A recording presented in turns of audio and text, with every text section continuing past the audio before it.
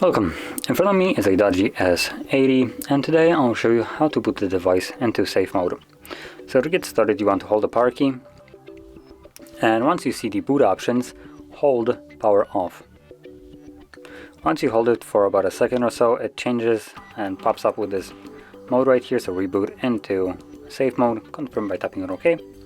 And obviously the device will start rebooting, and once it's back on it will then be in the safe mode. So I'm just gonna wait for it to boot back up.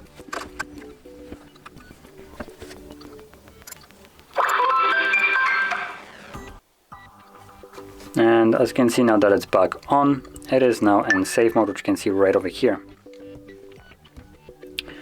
So in this mode only the pre-installed applications will work. Anything that you have installed yourself will not be able to work at all.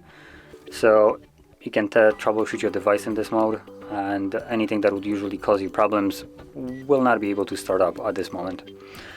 So once you're done with this mode, to leave this, all you need to do is hold the power key and select restart, and once the device reboots it will go back to the normal mode. So that being said, if you found this very helpful, don't forget to hit like, subscribe, and thanks for watching.